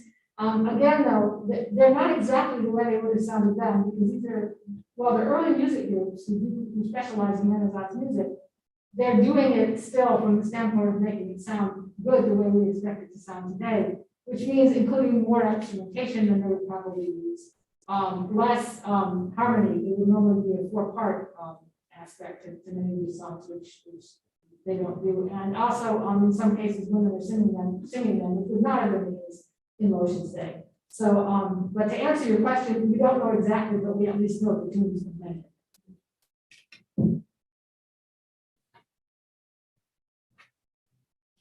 Can I ask a couple questions? I have a question for Morgan and a question for Anne. I think I'll start with Anne. I'm intrigued by your upcoming work on masculinity. I wonder if your study of songwriters and singing illuminates masculine norms or tensions over masculine norms in early modern Germany. I think the song, particularly there's a genre of misogynist slanderous songs against women that really express masculinity from the heart. You know, how dare this woman insult me? I'm an honorable leader. Who is she? She's some kitchen maid, and then they just go off on that with all these very derogatory comments. So those are some of our best sources for toxic masculine expressions that we don't usually get otherwise. But the camaraderie aspect of it is there's clearly a masculine aspect to that. As I said, there's a lot of there could be a whole other story of just him and his wife. I think they had a very good relationship, and she comes up a lot in his story. But she's not part of his professional life. That's all men. And not just men who he's singing with, but men that he's trading with, and he's meeting with, etc. So there's a large circle of sociability that revolves around the masculine aspects of trade and craft that does not exclude women. So, and then of course the uprising was a lot of sword rattling on the part of a very masculinized martial populace who were very quick to draw a sword if somebody insulted them and they thought they were being insulted. So there's that aspect of it as well. Fascinating. If you find evidence of ideals of comradeship in the 16th century, it'll revolutionize the field. That's really intriguing. It goes back that far. of what? A comradeship, camaraderie, you mentioned that whole concept of camaraderie, right? Historians keep pushing back how far that goes. We find that in the Oh, yeah, 16th yeah. century, that's really Oh, fascinating. definitely, yeah, definitely. There's group building and in many kinds of, well, as we already heard, antisocial ways, Yeah, or unsocial, I guess, unsocial forms of sociability existed, were alive and well, and yes, in the 16th century. absolutely. Thanks. And a question from Morgan. I'm no expert in Japanese history, I do modern European history, but I'm intrigued by the history of rituals and those sources that you found, the manuals that codify guidelines about how to conduct rituals. I wonder if you can elaborate more on who controls those manuals, who disseminates them, who produces them, and was there any tension over that, any dissonance behind the scenes over how rituals would be codified, any kind of a fighting behind the scenes that you talked about that? Yeah, thank you. So traditionally, ritual manuals were indeed the tightly controlled secret transmissions of elite families. So in Japan, I'm sure you know there is an imperial lineage and there's an imperial court that was based for most of pre-modern Japanese history in Kyoto. The imperial family still is on the throne today, you know, in a kind of symbolic figurehead role. And the imperial family ruled, they were the real rulers of Japan up until the 12th century, when Japan enters into its medieval age, and we have the shogunate, the military government, and the imperial court both playing different roles in society, a bit like Rome and the kingdoms in medieval Europe. And so until the rise of the samurai, the imperial court and the different aristocratic lineages there controlled very tightly various secret transmissions of ritual practices. And only gradually over the course of centuries were the rising warrior elites in the medieval age able to appropriate some of those secret transmissions into their own family lineages, and then deploy them on various stages, some very public, some more private. The example of the document that I showed a picture of, the manual of the attendant of the shogunal collection, the Kundaikan Sao Choki, is quite interesting because it was originally used within the Ashikaga military government by those shoguns who I discussed. It was written by Buddhist priests who were experts in Chinese material and visual culture because of the role of Buddhism as a vehicle for the exchange of both things and knowledge between China, Korea, and Japan. So they were the curators of the collection, and they wrote that manual. It's believed, we don't have a lot of contextual evidence, but it's believed so that each generation of curator could inherit the wisdom of the previous generation and then serve the shogunate effectively. And then when the shogunate lost its legitimacy in the late 15th century and civil wars really tore Japanese society apart, it seems that the collection of the Ashikaga shogunate, the actual imported Chinese antique objects, ended up being dispersed around Japan. And I think the way this worked is that the shogunate would give away gifts from their collection in exchange for favors. Their political authority, their military might was disintegrating daily, but they still had the capital of this collection. And so the warlords, the regional power holders, found their collections growing larger and larger, and they then commissioned copies of that ritual manual, probably to go along with their growing collection so that they could handle the material and visual culture as well as the attendant rituals properly. We don't have documentary evidence about how that process of dissemination worked because it is a moment of political incohesion and endemic warfare. But we can trace the objects through these tea diaries. So we can see that an object that was once part of the Ashikaga collection in Kyoto, 30 years later, is in the collection of a warlord who rules a province in northern Japan or southern Japan, right? And we can also find a copy of that ritual text that was made for that warlord, but we don't know by whom. So there's a lot of holes in this history. Later in Japanese history, ritual texts that were ostensibly secret were frequently published because they were interesting, and the readership was wide enough that there was a demand for block printed versions in the early modern period in the Tokugawa era. So sometimes the secrets, the supposedly secret knowledge, would leak out and become part of the public domain, which is another story. But in this period that I'm looking at of the 16th century, they are still tightly controlled by the warrior elite, but they are they have left the confines of Kyoto, the imperial capital. Thanks for the question. Thanks.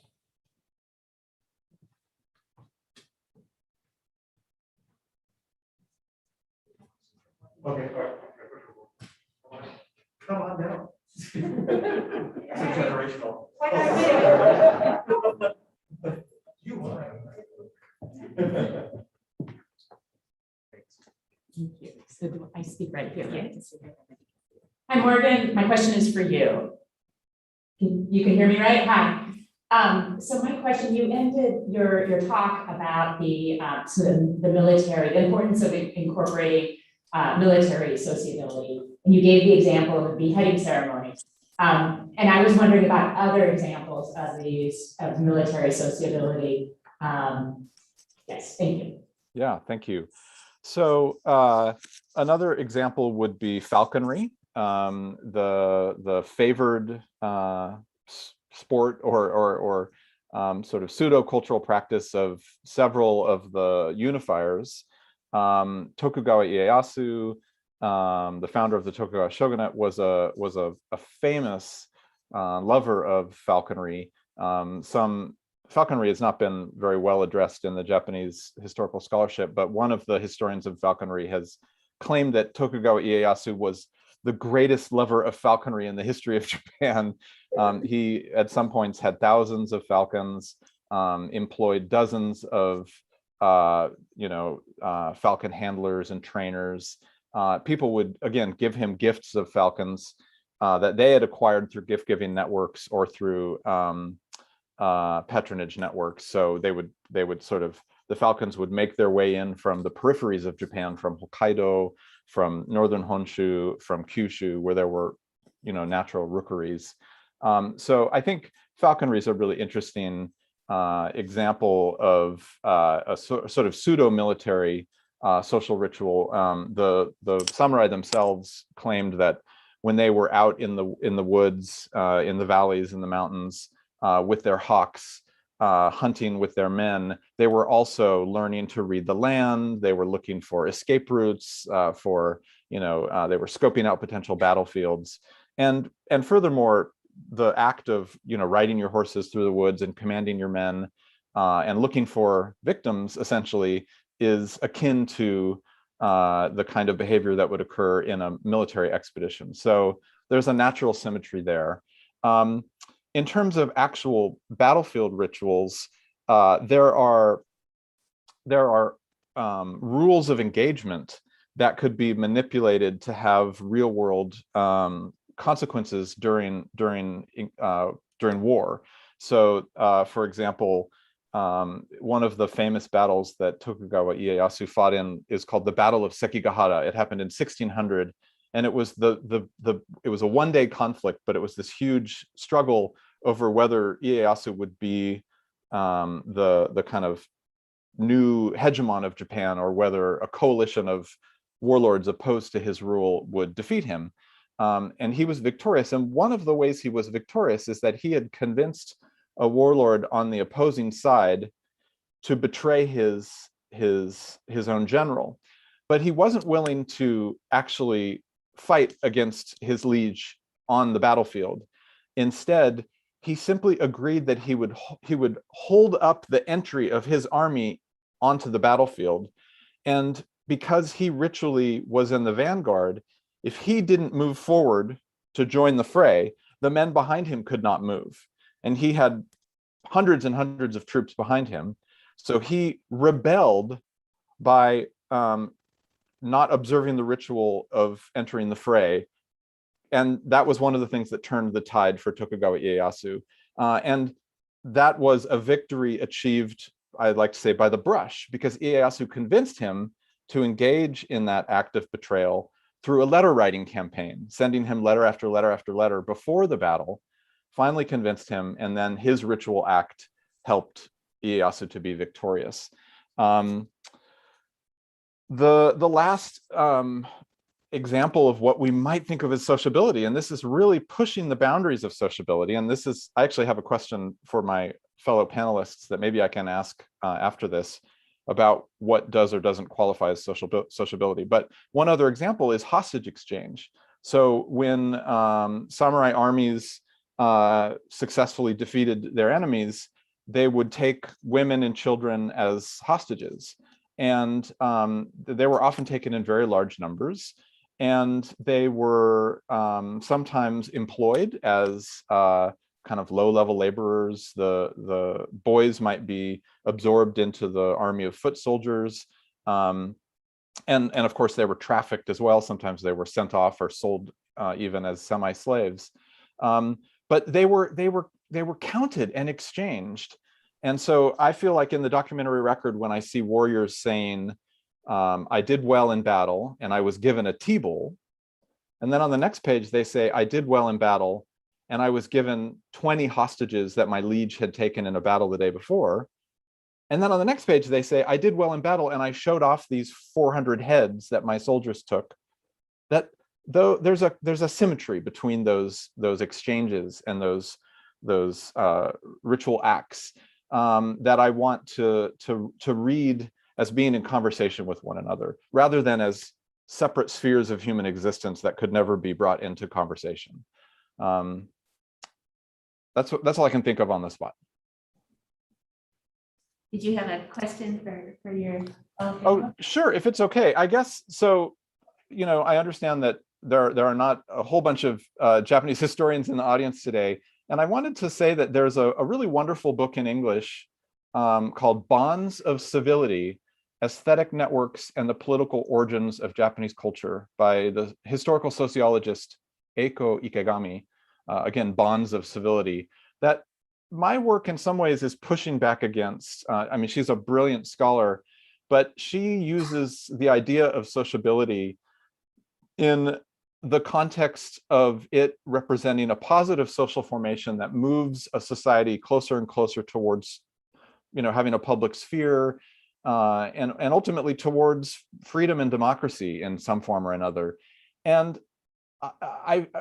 I feel that is in some ways coming out of a Western tradition of looking at sociability as part of the Enlightenment, and that I can't critique the field in European history and American history, which are not my areas of specialty, obviously.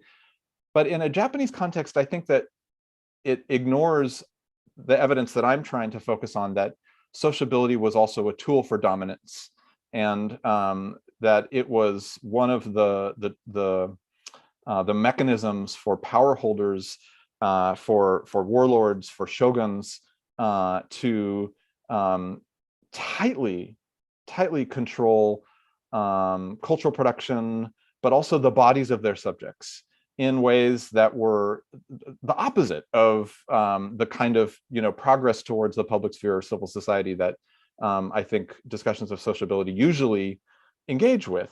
And so I guess I wanted to ask my fellow panelists if you see in your fields, and maybe in the idea of unsocial sociability, we see a hint of this, but attempts to complicate or even challenge the notion of sociability as part of a genealogy of progress towards an ostensibly more free modern present, or if that's just the canonical understanding of the role of sociability in early modern society. That's a big question, but any kind of comment would be welcome. Thank you. I would say, no.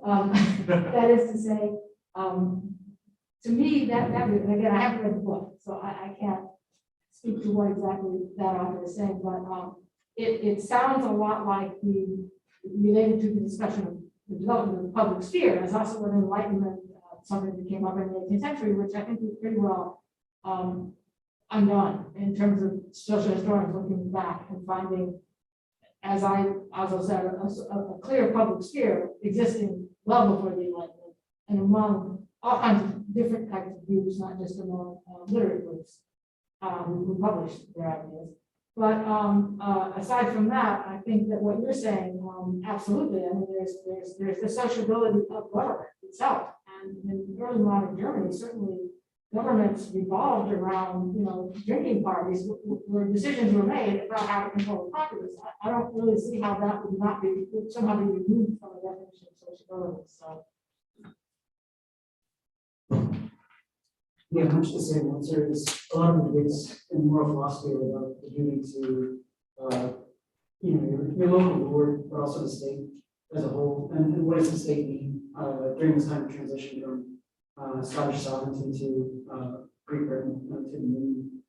So there's a lot of debate about, who you have to answer to, why, what are the bonds of fealty, and how those bonds of fealty shift as we move from feudalism to something like proto-capitalism.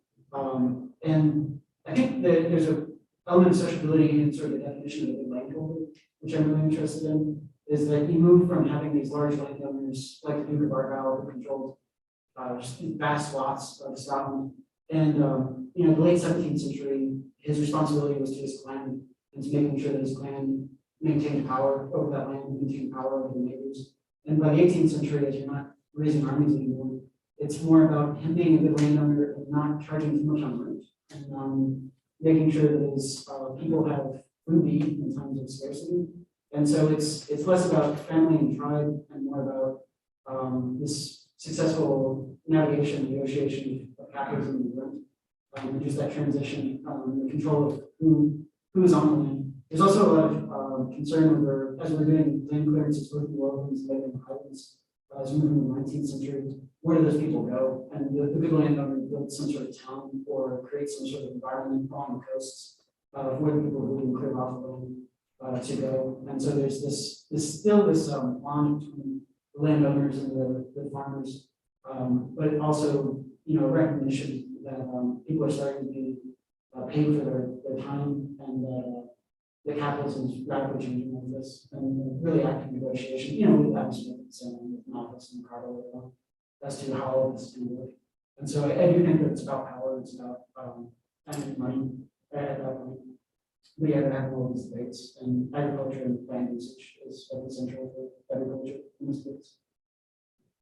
Yeah, if I could just to add to that, one of the themes I see across the papers is the gendered nature of the sociability. So I think that plays into Morgan's question a little bit, because I think all these networks are being carefully constructed to make sure that women are excluded and men are the people who have access to power. It may or may not work, right? Maybe catchier than that in reality.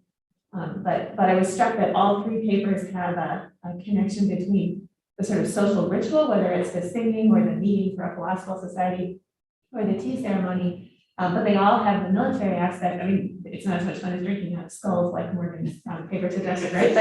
But the songs go with political protest and the religious dissent, and I think John mentioned that the philosophical societies had lost members of their family in the disputes and the problems of the time. So that all three papers from such different places have that connection between the sociability in a sort of formal art history kind of way, and then the military. So that conversation, Morgan, that you said we should be having, we could be having in all three of these places, and that's interesting connection there.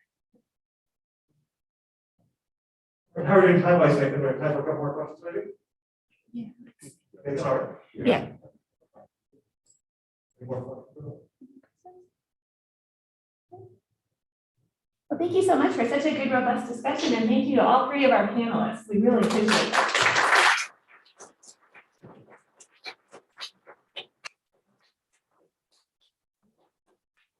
Take a break before the next panel, get some coffee, tea, refreshments. Next panel, Lunch. We'll have 12:30. lunch.